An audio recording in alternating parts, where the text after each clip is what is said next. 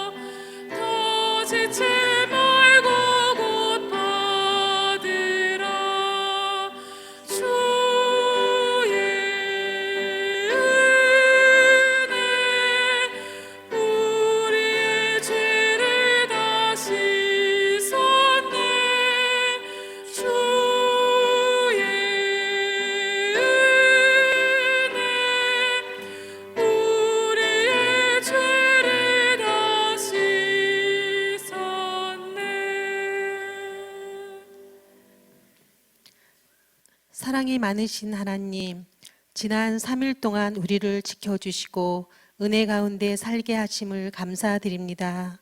저희들은 육신이 연약함으로 늘 넘어지고 범죄하오나 주님을 믿고 의지하게 하시니 새 힘을 얻고 주님을 찬양합니다.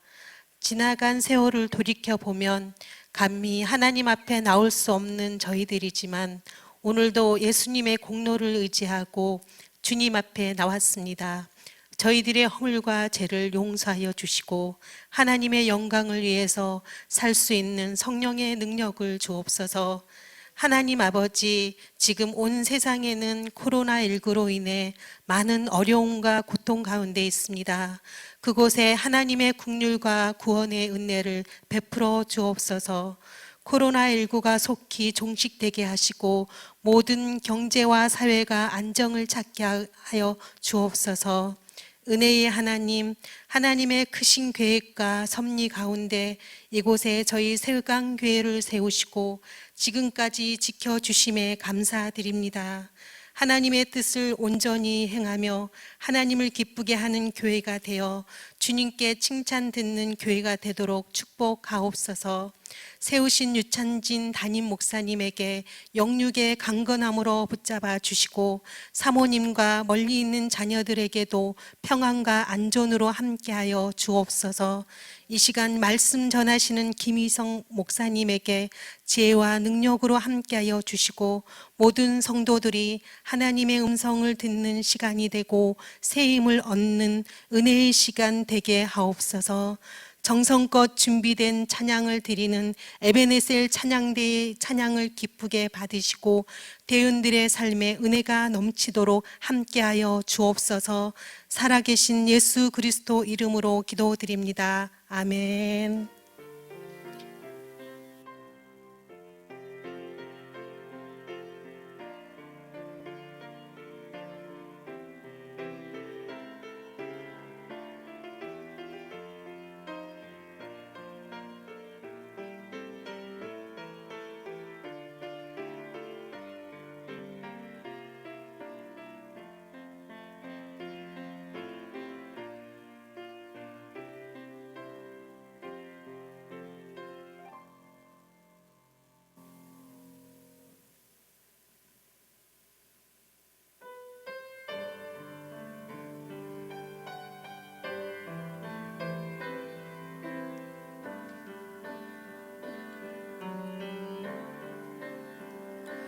내가 천사의 말 한다 해도 내 맘에 사랑 없으면 내가 지식 믿음 있어도 아무 소용 없으니 산으로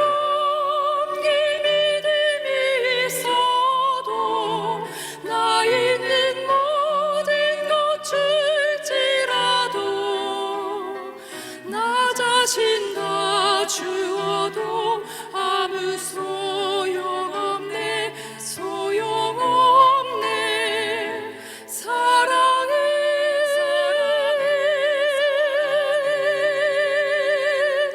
영원하네.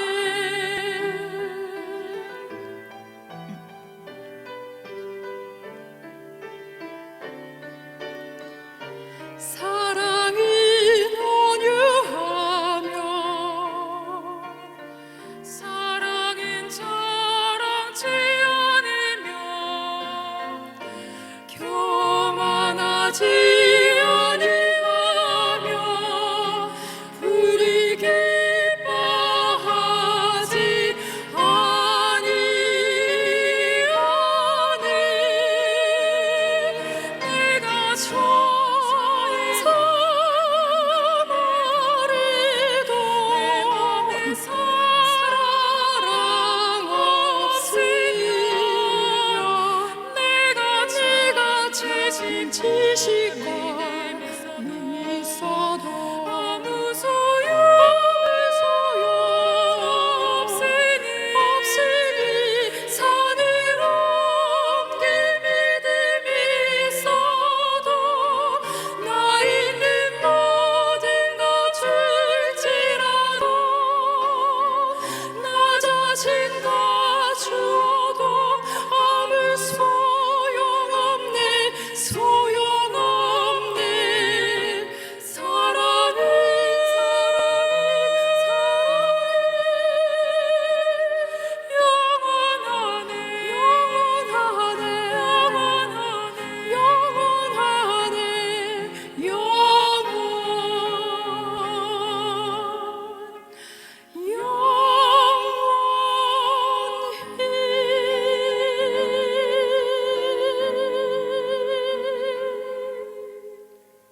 하나님께 모든 영광 올려드립니다.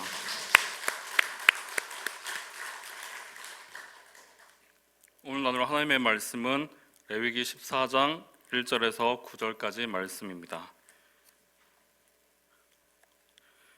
여호와께서 모세에게 말씀하여 이르시되 나병 환자가 정결하게 된 날의 규례는 이러하니 곧 그 사람을 제사장에게로 데려갈 것이요 제사장은 진영에서 나가 진찰할지니 그 환자에게 있던 나병 한 부가 나았으면 제사장은 그 정결함을 받을 자를 위하여 명령하여 살아있는 정결한 새 2마리와 백향목과 홍색 실과 우슬초를 가져오게 하고 제사장은 또 명령하여 그 새 하나는 흐르는 물 위 질그릇 안에서 잡게 하고 다른 새는 산채로 가져다가 백향목과 홍색 실과 우슬초와 함께 가져다가 흐르는 물 위에서 잡은 새의 피를 찍어 나방에서 정결함을 받을 자에게 7번 뿌려 정하다 하고 그 살아있는 새는 들에 넣을지며 정결함을 받는 자는 그의 옷을 빨고 모든 털을 밀고 물로 몸을 씻을 것이라.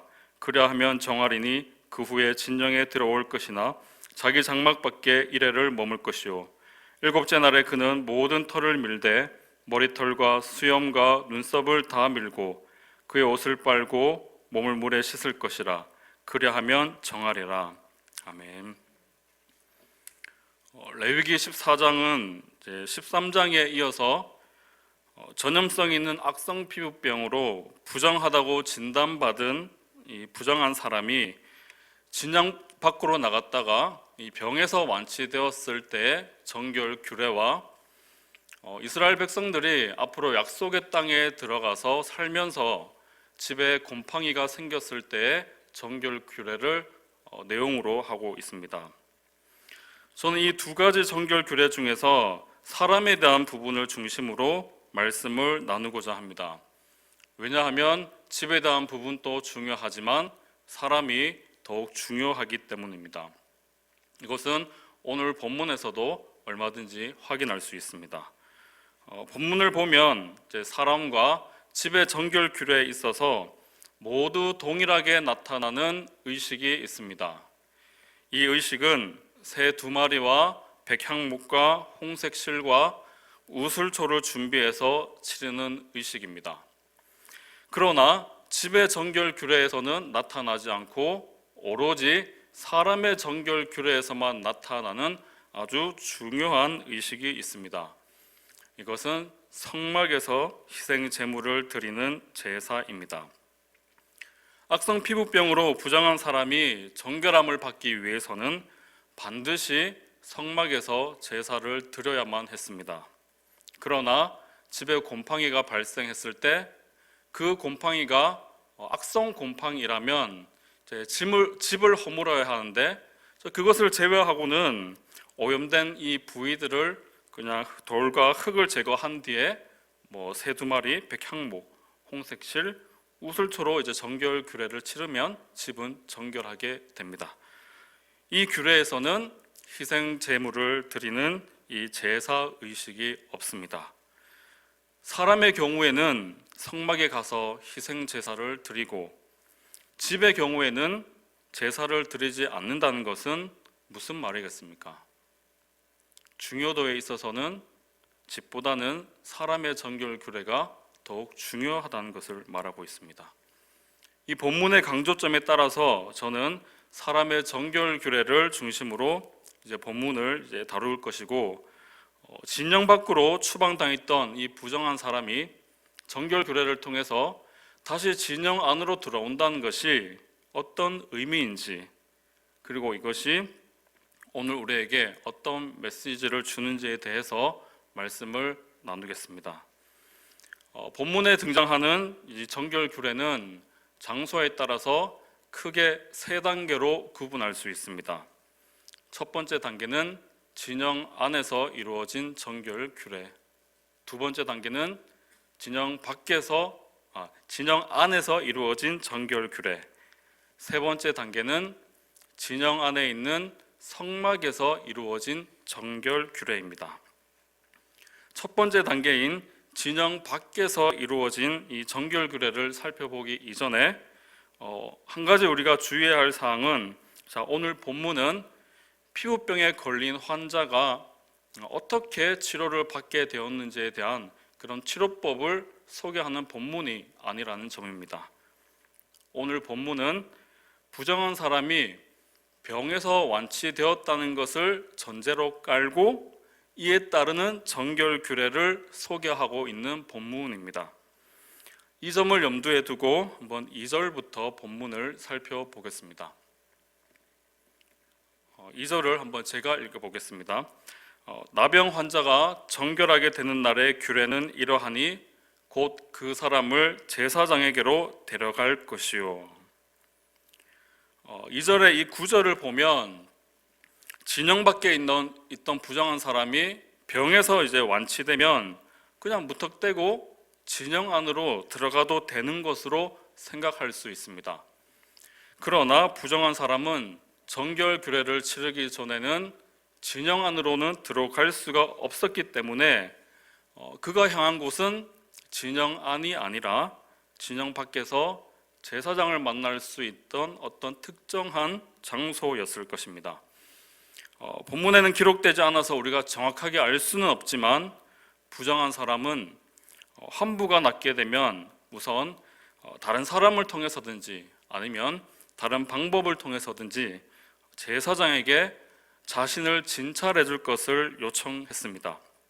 그리고 요청을 받은 제사장은 3절에서 기록된 것처럼 그 사람을 진찰하기 위해서 진영 밖으로 나갔습니다. 저는 여기에서 이때 진영 밖으로 나가는 이 제사장의 마음은 어땠을까라는 이런 생각을 해봤습니다. 한 사람이 부정함으로 인해서 공동체로부터 단절된다는 것은 그 공동체에 있어서는 아주 큰 아픔이었고 무엇보다 그의 가족들에게 있어서는 너무나도 큰 아픔이었을 것입니다. 그의 가족들은 그가 추방당한 이후로 단 하루도 마음 편하게 지낼 수 없었습니다. 몸은 비록 떨어져 있지만 가족들의 마음에는 진영 밖에서 홀로 외롭게 비참하게 살아가고 있는 그가 여전히 자리 잡고 있었고 그를 걱정하고 그를 그리워하며 마음을 졸이며 그의 치료와 회복을 위해서 기도하면서 지냈을 것입니다. 그런데 그 사람이 피부병에서 완치되었다는 이 소식을 듣게 된다면 가족들의 마음은 어떻겠습니까? 정말 기쁘지 않겠습니까? 저는 이 가족의 마음이 제사장의 마음이 아니었을까라고 한번 생각을 해봤습니다. 아마 제사장도 그 사람이 다시 공동체로 들어올 수 있겠다라는 이런 기대감을 가지고 정말 기쁜 마음으로 진영 밖으로 나갔을 것입니다.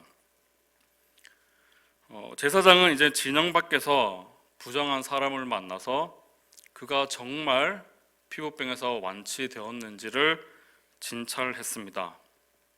제사장을 진찰할 때 대충 그냥 쉽게 넘어가지 않았습니다. 아주 조금의 그 피부병 환부가 남아있는 것은 아닌지 매우 신중하고 꼼꼼하게 환부를 살펴봤습니다. 진찰 후에 환부가 완전히 회복되었다라고 확인이 되면 제사장은 이제 정결 의식을 진행했습니다. 여기에서 우리는 제사장이 진영 밖으로 나간 목적을 알 수 있습니다. 제사장은 피부병 환자를 치료하기 위해서 진영 밖으로 나간 것이 아니었습니다. 그는 그 환자가 완치되었는지를 확인하고 그를 위해 정결 규례를 치르기 위한 목적으로 이제 나갔던 것입니다. 제사장은 병을 치료할 수 없었습니다. 제사장은 이제 정결 규례에 따라서 이제 정결함을 받을 자를 위해 그에게 살아있는 정결한 새 2마리와 백향목과 홍색 실과 우슬초를 가져오게 했고 새 하나는 흐르는 물 위에 질그릇 안에서 잡게 했고 그릇에 담겨 있는 물에 그 피를 받도록 했습니다. 제사장은 이제 나머지 살아있는 새와 이 3가지 이 도구를 그릇에 담긴 새의 피에 찍고 또 백향목과 홍색 실과 우슬초로 부정한 사람에게 7번씩 피를 뿌렸습니다. 이렇게 피를 뿌리는 행위는 희생 제물의 피로 부정함을 씻고 정결하게 되었음을 상징하고 있습니다. 이어서 살아있는 새는 들에 풀어졌습니다. 새가 저 멀리 날아가는 것처럼 부정함도 멀리 떠나갔음을 상징하고 있습니다. 그리고 이어서 정결함을 받는 자는 그의 옷을 빨고 모든 털을 밀고 물로 몸을 깨끗하게 씻었습니다. 옷이나 털이나 몸은 모두 피부와 직간접적으로 관련이 있기 때문에 이 행동은 피부병으로 발생한 부정함이 깨끗하게 씻겨서 새롭게 되었음을 또 상징하고 있습니다. 이런 의식이 모두 끝나면 이제 부정한 사람은 정결하게 되었습니다. 단순하게 피부병에서 완치되었다라고 해서 정결하게 되는 것이 아니라 이 정결 규례를 거쳐야만 정결함을 받게 됩니다. 진영 밖에서 이루어지는 정결 규례는 이렇게 끝이 나고 부정에서 정함을 잊게 된 사람은 드디어 진영 안으로 들어갈 수 있었습니다. 그렇다고 해서 곧바로 자신의 장막, 자신의 집으로는 들어갈 수 없었습니다. 그는 자신의 장막 밖에서 이제 7일 동안 머물러야 했고 7째 날에 다시 정결 규례를 진행해야 했습니다. 두 번째 단계인 진영 안에서 이루어지는 이 정결 규례는 7일 동안 지내면서 그동안 자란 머리털과 수염과 또 눈썹을 비롯한 모든 털을 밀고 또 옷을 빨고 몸을 물에 씻는 것입니다. 진영 밖에서 이루어진 이 정결 규례 절차와 비교해 보면 새와 백향목 또 홍색실 우슬초를 준비해서 치르는 의식을 제외하고는 모두 동일하게 나타나고 있습니다. 진영 안으로 이제 들어온 자는 이 규례를 하나도 빠짐없이 다 치렀고 정함을 잊게 되었습니다. 드디어 가족들이 기다리고 있는 자신의 장막으로 들어갈 수 있었습니다. 집에서 이제 가족들을 만날 때 그 감격과 그 기쁨은 엄청 대단했을 것입니다. 이제 마지막 세 번째 단계가 있습니다. 이것은 성막에서 이루어지는 제사로서 가장 중요한 정결 규례라 할 수 있습니다. 8째 날에 그는 흠없는 어린 순양 2와 1년 된 흠없는 어린 암양 1마리와 고운 가루 10분의 3 에바에 기름 섞은 소제물과 기름 한 록을 취해서 성막으로 갔습니다. 제사장은 정결함을 받을 자와 그가 준비한 제물들을 회막문 앞 곧 여호와 앞에 두고 이제 제사를 드렸습니다. 제사 순서는 속건제, 속제제, 번제, 소제였습니다. 화목제를 제외한 모든 제사를 드렸습니다. 순서에 따라서 속건제부터 한번 보면 이제 정결함을 받는 자는 어린 순양을 성막에서 희생 제물을 잡는 곳에서 잡고 이때의 속건 제물은 제사장에게 돌렸습니다. 그리고 제사장은 이 속건 제물의 피를 취하여 아주 특별한 의식을 진행했습니다. 일반적인 속건제 절차에서는 나타나지 않았던 의식이었습니다. 어떤 의식인지 14절에서 18절까지의 본문을 제가 읽어보겠습니다.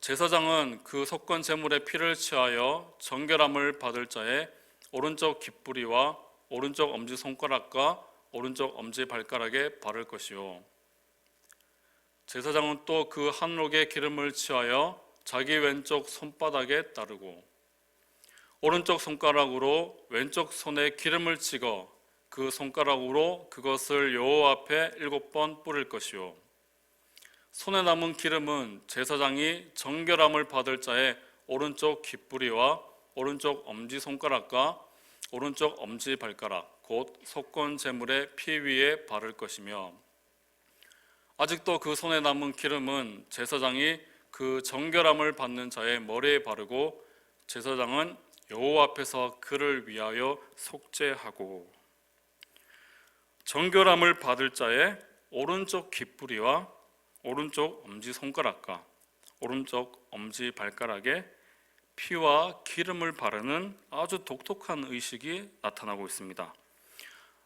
레위기에서는 성막의 제단이나 기구에 피든 기름이든 무엇이든지 바르거나 뿌리는 경우는 몇 번씩 이제 등장하고 있으나 사람에게 무엇인가를 바르거나 뿌리는 의식은 오늘 본문을 제외하고는 딱 한 군데만 등장하고 있습니다. 어디인 것 같습니까? 바로 레위기 8장의 제사장의 위임식입니다. 모세는 아론과 그의 아들들을 제사장으로 세울 때 그들의 오른쪽 귓부리와 오른쪽 엄지손가락과 오른쪽 엄지발가락에 피를 발랐습니다. 8장의 제사장 위임식 때와 비슷한 이 의식을 오늘 본문에서 진영 안으로 들어온 자에게 행하고 있습니다. 제사장은 어떤 사람입니까? 이스라엘 진영에서 가장 거룩한 공간이라 할 수 있는 성막에서 봉사하고 신체적으로 흠이 없었던 자들이었습니다. 그런데 이들을 세울 때 했던 의식과 이 비슷한 의식을 정결함을 받을 자에게 행한다는 것은 무엇을 뜻하고 있겠습니까? 오른쪽 귓부리와 오른쪽 엄지손가락, 오른쪽 엄지발가락은 신체의 가장 끝부분에 위치한 부위로서 신체 전체를 상징하고 있습니다. 이 세 부위에 피와 기름을 발랐다는 것은 부정한 사람이 피부병에서 완치되어서 성막에서 봉사하는 제사장들처럼 신체적으로 흠이 없게 되었다는 것을 아주 강력하게 보증하는 것으로 이해할 수 있습니다. 머리부터 발끝까지 그의 신체가 완전히 회복되었다는 것을 뜻하고 있습니다. 이 의식에 이어서 제사장은 정결함을 받을 자를 위해서 부정했던 자의 허물을 속죄하는 이 속죄제와 전적인 헌신을 의미하는 번제와 감사를 의미하는 소제를 드렸습니다. 이어서 이제 21절부터는 진영 밖에서 들어온 자들 중에서 가난한 자가 성막에서 드려야 할 정결 규례를 다루고 있습니다. 가난한 자들은 일반적인 이 규례를 따라서 희생주물을 준비하는 것이 어려웠기 때문에 이들은 속죄제와 번제의 제물을 양이 아니라 비둘기로 준비하면 되었고 소제로는 10분의 3 에바가 아니라 10분의 1을 준비하면 되었습니다. 가난한 자들에 대한 세심한 배려가 잘 드러나고 있습니다. 이 외의 절차는 일반적인 경우와는 모두 동일했습니다. 아무튼 이로써 모든 정결 규례는 끝이 나고 부정한 사람은 정결하게 되었습니다. 지금까지 우리는 전염성 있는 이 악성 피부병으로 진영 밖으로 추방당한 부정한 사람이 진영 안으로 들어오기 위해서 치러야 할 이 정결 규례를 살펴봤습니다. 자, 그렇다면 이제는 진영 밖으로 갔다가 들어온다는 것이 어떤 의미가 있는지 한번 말씀을 나누겠습니다. 이 의미를 알기 위해서는 먼저 진 밖으로 추방당한다는 것이 어떤 의미인지 알아야 하겠죠. 진 밖으로 추방당한다는 것 어떤 의미인 것 같습니까? 부정하다고 이제 진단받은 자가 취하는 행동을 보면 이 의미를 알 수 있습니다.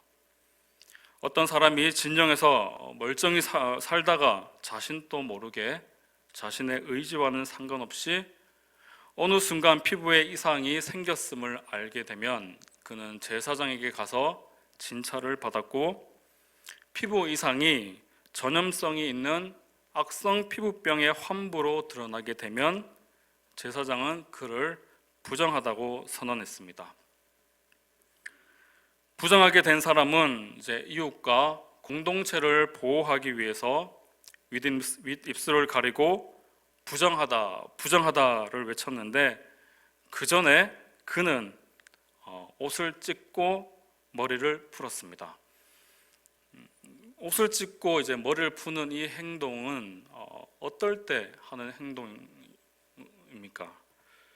참 구약에서는 여러 경우에 옷을 찢고 머리를 풀기도 했는데, 그 중에는 사랑하는 사람을 잃었을 때 그 죽은 사람을 애도하기 위해서 이런 행동을 취하기도 했습니다. 자, 이 경우를 생각해 볼 때 부정한 사람 주위에는 지금 죽은 사람이 아무도 없음에도 불구하고 그가 옷을 찢고 머리를 풀었다는 것은 그는 지금 누구를 애도하고 있다는 것입니까? 바로 부정한 자기 자신을 애도하는 것입니다. 부정한 사람이 되면 그는 실제로는 멀쩡히 살아있으나 마치 자신을 죽은 사람처럼 인식했습니다. 그는 왜 이렇게 인식을 했겠습니까? 부정한 사람이 되면 더 이상 진영 안에 살지 못하고 진영 밖으로 나가야 했기 때문입니다. 그렇다고 해서 진영 밖으로 나간다고 해서 실제로 죽는 것도 아닌데, 그는 왜 진영 밖으로 나가는 것을 죽는 것으로 생각했겠습니까? 진영 밖은 부정한 사람들, 곧 죽은 자들이 머무는 곳이었습니다. 이스라엘 백성들에게 있어서 진영 밖은 죽음을 의미했습니다. 이 죽음은 악성 피부병으로 인해서 실제로 죽는 그런 신체적인 죽음을 말하지 않습니다. 이 죽음은 단절로부터 오는 죽음을 말하고 있습니다. 그리고 이 죽음은 단순하게 이스라엘 공동체로부터의 단절에서 오는 죽음도 아니었고, 가족으로부터의 단절에서 오는 죽음도 아니었습니다. 이 죽음은 이스라엘 공동체의 한 복판에 있는 이스라엘 진영의 핵심이라 할 수 있는 성막, 곧 하나님의 임재로부터의 단절에서 오는 영적 죽음이었습니다. 이처럼 진영 밖으로 나간다는 것은 하나님과의 단절을 의미했고, 사람들은 이것을 죽는 것으로 여겼습니다. 하나님과의 관계의 단절이 죽음입니다. 진영 밖으로 나가는 것이 이런 의미가 있다면 자연스럽게 진영 안으로 들어간다는 것의 의미도 알 수 있습니다. 어떤 의미인 것 같습니까? 하나님과의 관계의 회복, 곧 사는 것을 의미하고 있습니다. 하나님과의 관계의 회복이 생명입니다.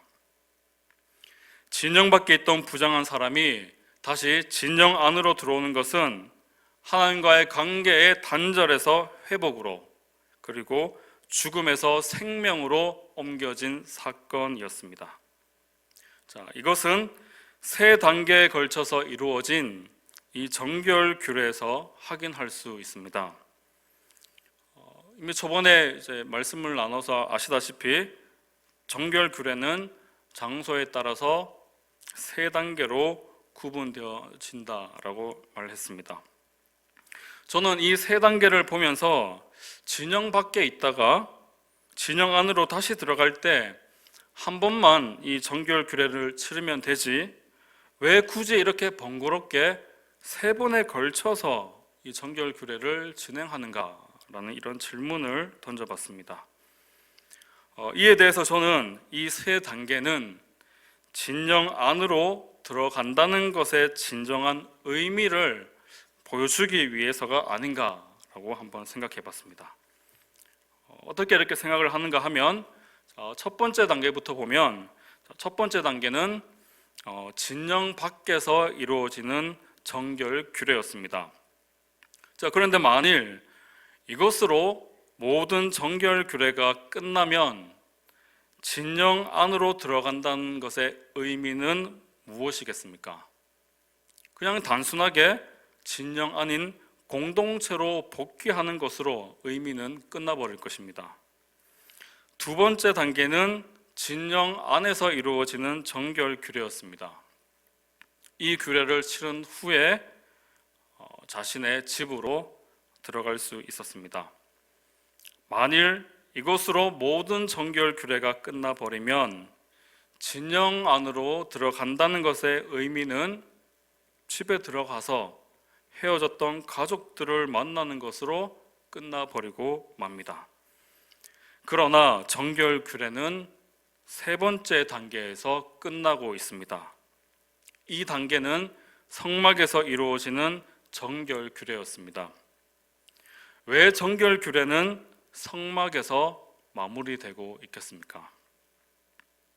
이것은 진영 안으로 들어간다는 것의 진정한 의미는 바로 성소로 들어간다는 것을 말하고 있습니다. 성소로 들어간다는 것, 바로 하나님의 임재 가운데 들어가는 것, 하나님과의 관계의 회복을 의미하고 있습니다. 공동체에서, 가정에서 성소로 한 단계 한 단계 진행할수록 범위가 점점 좁혀지고 있고 의미 또한 더욱 뚜렷하게 드러나고 있음을 확인할 수 있습니다. 결국 세 단계로 진행되는 이 정결 규례는 진영 안으로 들어간다는 것의 의미는 분명 공동체의 회복 그리고 가정의 회복도 있겠지만 진정한 의미는 하나님과의 관계가 회복되는 것이고 이것이 죽음에서 생명으로 들어가는 것임을 말하고 있습니다. 지금까지 이 말씀을 통해서 우리는 진영 밖으로 추방당했던 부정한 사람이 정결 규례를 통해서 진영 안으로 들어간다는 것의 의미를 알 수 있었습니다. 그렇다면 이제는 한 단계 더 나아가서 이 의미를 한번 신약으로 연결시켜 볼 필요가 있습니다. 저는 오늘 본문을 보면서 이것이 정말 신약으로 이어지고 있겠구나라고 한번 그런 생각을 했습니다. 어떻게 이어지는가 하면 먼저 오늘 본문에 부정한 사람을 생각해 보겠습니다. 부정한 사람은 자신이 원하지도 않았고 알지도 못한 채 악성 피부병에 감염되어 진영 밖에서 하나님과의 관계는 단절된 채 살아있으나 죽은 시체와 같은 그런 비참한 삶을 살았습니다. 부정한 사람의 이런 삶은 신약에서 누구의 삶으로 이어지는 것 같습니까? 실제로 악성 피부병에 걸린 이 나병 환자의 삶으로 이어지겠습니까? 아닙니다. 구약과 신약과의 관계, 그 가운데 있는 구속사를 생각해 볼 때 바로 죄로 인해서 하나님과의 관계가 완전히 단절된 죄인들, 곧 모든 인류입니다. 모든 인류는 영적으로 완전히 죽어 있어서 진영 밖으로 추방당한 사람들처럼 살아있는 시체와 같이 정말 비참한 삶을 살고 있습니다.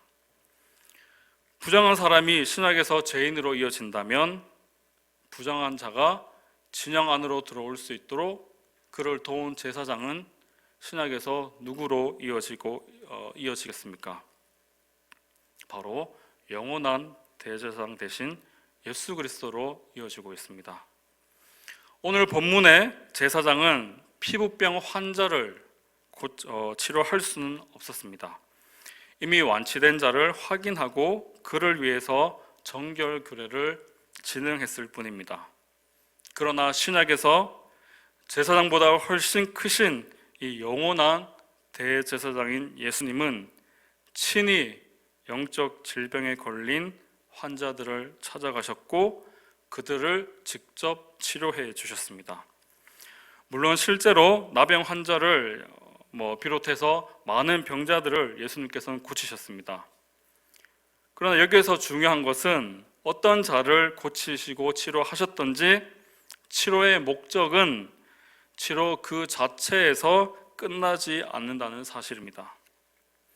악성 피부병에서 회복된 사람이 3단계의 정결 규례를 통해서 마지막에는 성소로 들어갔듯이 예수님께서 환자를 치료하신 목적은 하나님의 임재로 들어가는 것, 곧 단절되었던 하나님과의 관계를 회복시키기 위함이었습니다. 예수님께서는 이것을 위해서 친히 희생 제물이 되셔서 십자가에 못 박혀 죽임을 당하셨습니다.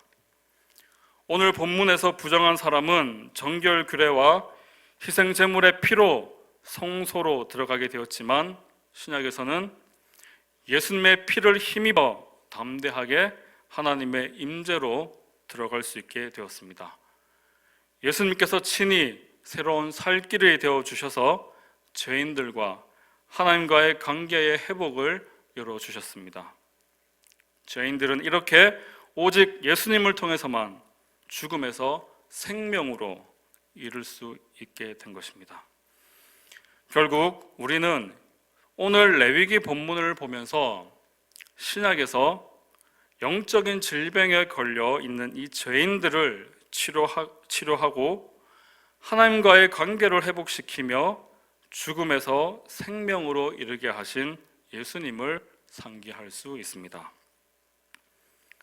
마지막으로 이것을 우리 삶에 적용하는 것으로 이제 말씀을 마치고자 합니다. 2가지 메시지로 적용해 봤습니다. 첫 번째는 하나님과의 관계에 대한 부분입니다.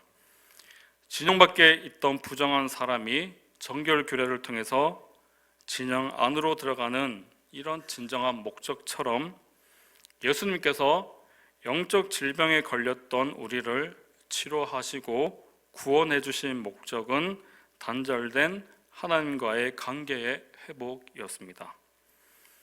하나님과의 관계의 단절은 죽음이고 관계의 회복은 생명입니다. 살고 죽는 것이 하나님과의 관계에 달려 있습니다. 하나님과의 관계가 그만큼 중요하다는 것을 말하고 있습니다. 그런데 지금 우리는 이 관계를 어떻게 생각하고 있습니까? 살고 죽는 것이 달린 심각한 문제처럼 아주 중요하게 여기고 있습니까?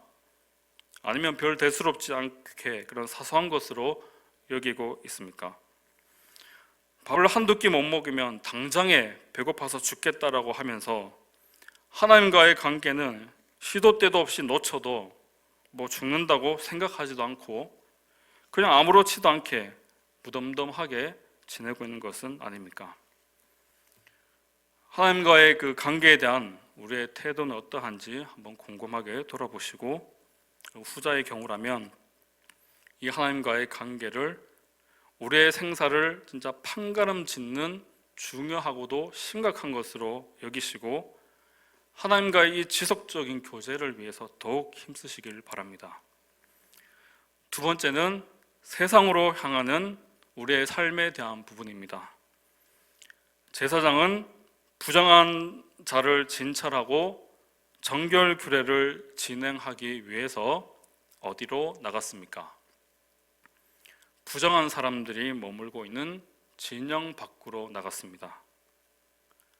예수님은 죄인들을 치료하기 위해서 어디로 오셨습니까? 죄악된 세상으로 오셨습니다. 그리고 죄인들을 직접 찾아가시고 그들을 치료해 주시고 구원해 주셨습니다. 예수님의 제자들과 사도들은 죽어가는 이 영혼들을 살리기 위해서 어디로 갔습니까?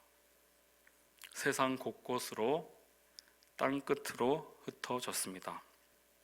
제사장이 그러했던 것처럼 예수님이 그러했던 것처럼 제자들과 사도들이 그러했던 것처럼 우리도 밖으로 나가야 합니다.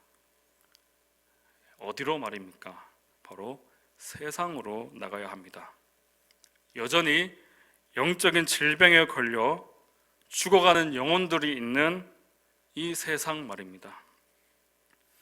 그 영혼들이 하나님과의 이 관계가 회복되어 사망에서 생명으로 들어올 수 있도록 복음을 들고 찾아가야 하는 것입니다. 이것이 예수님을 통해 생명을 누리는 자들의 삶이라 할 수 있습니다.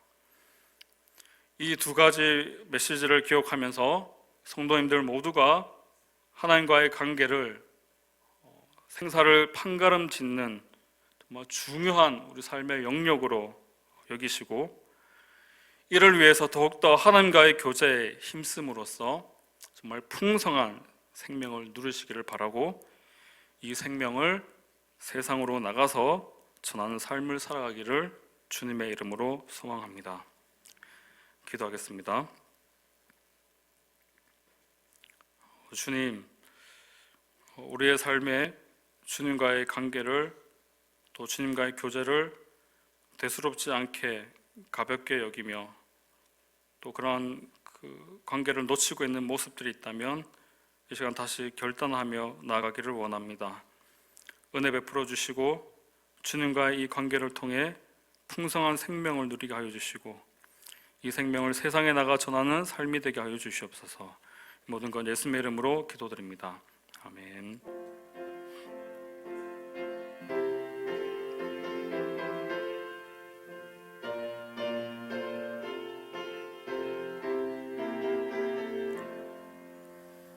나 이제 주님의 새 생명 얻음mo 옛것은 지나고 새 사람이로다.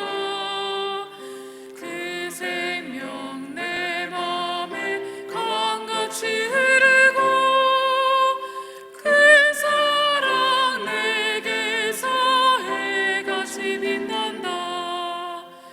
영생을 누리며 주 안에 살리라. 오늘도 내일도 주 함께 살리라. 주 안에 감추인 새 생명 얻으니 이전에 줬던 것 이제는 값없다. 하늘의 은혜와 평화를 맛보니 찬송과 기도로 주 함께 살리라. 영생을 누리며 주 안에 살리라. 오늘도 내일도 주 함께 살리라. 산천도 초목도 새 것이 되었고 죄인도 원수도 친구로 변한다. 새 생명 얻은 자 영생을 누리니 주님의 모신 맘 새 하늘이로다. 영생을 누리며 주 안에 살리라. 오늘도 내일도 주 함께 살리라.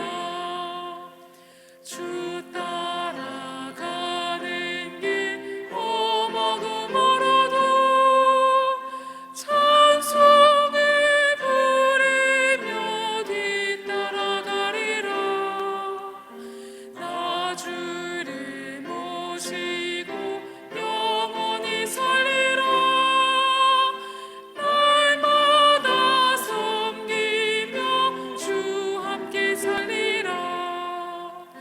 영생을 누리며 주 안에 살리라.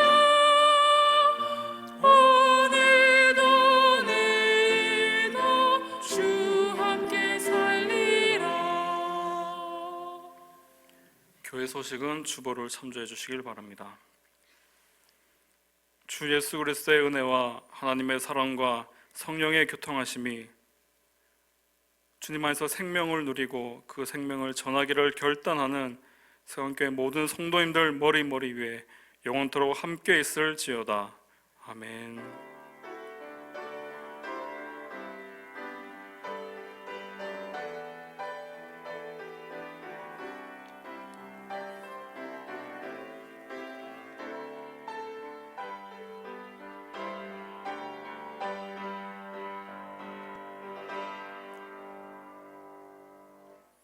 이 시간 세 가지 기도 제목으로 함께 기도하는 시간을 갖겠습니다. 먼저 들은 말씀을 기억하면서 지금 나는 하나님과의 관계를 어떻게 여기고 있는지를 돌아보시며 더욱 하나님과의 교제에 힘써서 정말 풍성한 생명을 누리고 또 이 생명을 전하는 삶이 되게 하여 주시옵소서.